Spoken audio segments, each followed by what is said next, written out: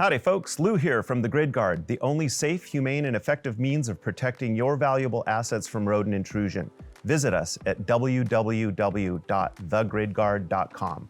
We're gonna get right into the unboxing of the system. You're gonna receive your tile boxes. In the tile boxes, first thing you'll notice will be the tile bridges. The bridges are what are used to connect the tiles together after the system's been assembled. The tiles, of course, 10 tiles per box, so 10 linear feet. In addition to the tile boxes, you're gonna receive a separate white box. It's the Energizer kit. Inside the Energizer kit, you'll receive, of course, the Energizer.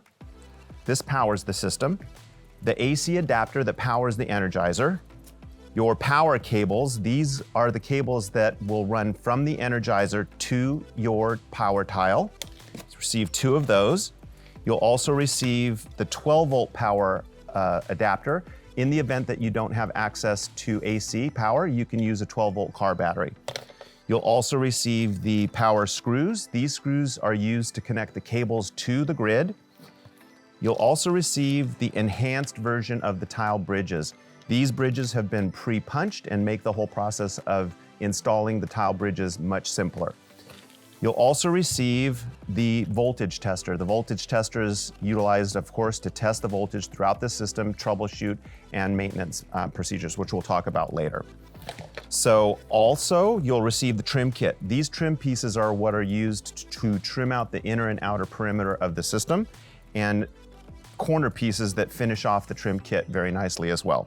As far as tools are concerned, the only necessary tool is a Phillips head screwdriver. Making the process a lot simpler, you'd have a cordless drill. And if you own one with a torque adjustment on it, that makes the process a lot more efficient in that you won't strip out the screws. A rubber mallet is also very handy to tap the tiles into place as you're connecting the system. A lifesaver and game changer, because the system really does require you to be on your knees during assembly, is a foam rubber pad for your knee protection. That or a folded towel, something to protect your knees. That is what we've got for unboxing.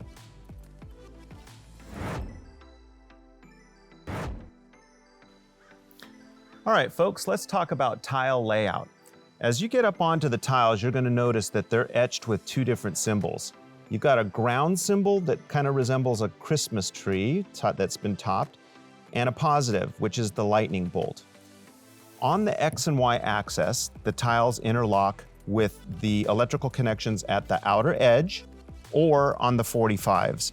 I prefer to have the longer legs oriented in a manner that you connect with the connections at the outer edge. In addition to running lengthwise with the outer and across the shorter with the 45s, you'll want to make sure that you've got the ground symbol on both tiles or in consecutive manner along the outer edge. That will ensure that your bridge connections align correctly when you are at the final step of installing the tile bridges. On the 45s, you'll also notice that on that outer edge, it'll shift from the ground symbol to the opposite, whatever that is. So if you've started out with the power or the lightning bolt on the lengthwise edge, it'll transition to the opposite at that point. There's no otherwise right or wrong way to connect the system or lay it out. As far as assembling the tiles are concerned, you'll want to make the connections in a knuckling manner. You don't want the outer edges, the stainless steel, to be coupled in this manner. You want them knuckled together. So what you'll do, and you'll come up with your own sort of flow, you'll put your thumb down on this corner and then you'll tap this down. You can get your rubber mallet out and start tapping it along, or you can just simply push down, and then at this edge, just make sure that you press down on the stainless steel so that it knuckles together, and that would be the correct connection for the lengthwise leg of the grid.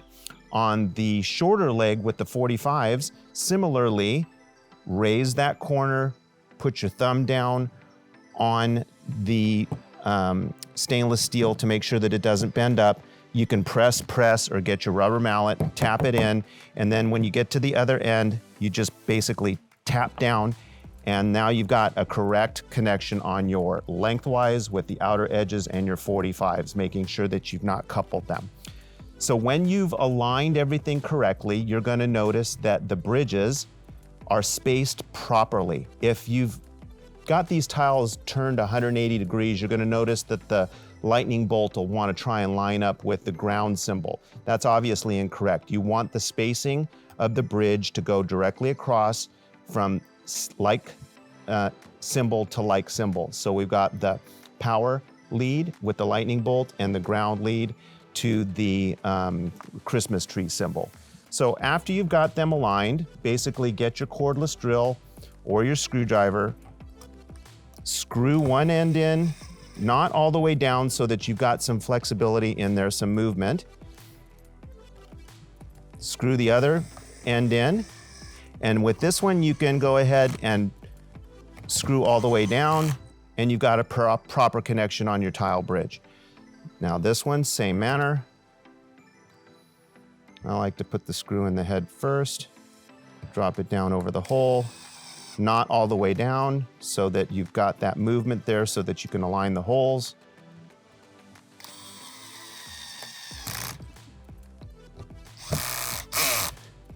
And that would be the proper connection of your tile bridges on the longer leg.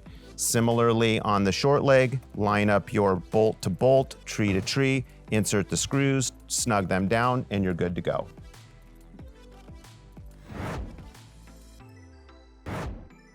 Let's move on to power connections. In each tile, you'll also notice that you've got the ground and mains symbol in two of the corners. Those symbols are to be used to connect your power cord to the power tile. The power tile you would designate as the tile that is closest to your AC power. That way you'll have ample length on your power connection cables to get from your wall plug to the grid. So what you want to do is locate your power tile screws in your white Energizer box, drop that down into the hole, get your drill and pick either of the two symbols, the ground or the main. And with a certain amount of pressure, push down and give yourself a little bit more of a torque adjustment because those screws are bigger, and drop that down until it's snug. Snug meaning this will move just a little bit. You can get it down just a little bit tighter, and that would be the proper connection on that one. Take your other cable, similarly drop it down into the hole, place that over the other symbol so that you've got one in either leg of the grid. A certain amount of pressure, press down, snug it up, and that's a great connection on the power tile. Take the other end of each cable, get your Energizer, remove the green and red screws, drop that down, flip these on, take the other, place it, spin on,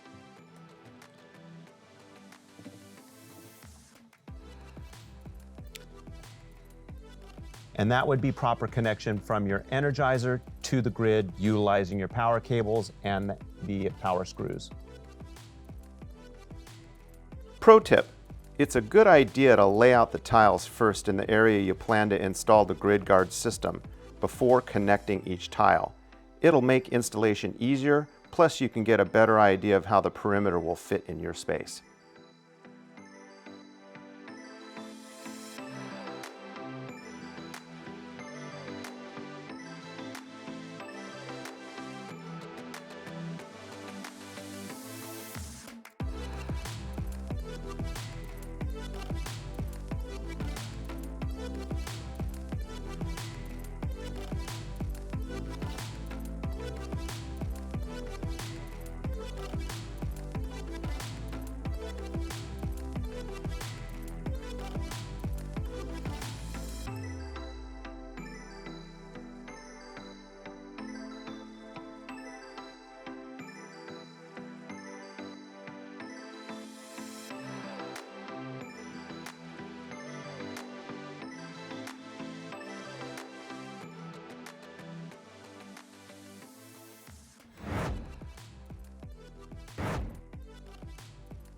All right, folks, we've made it to the home stretch. It's time to energize the grid.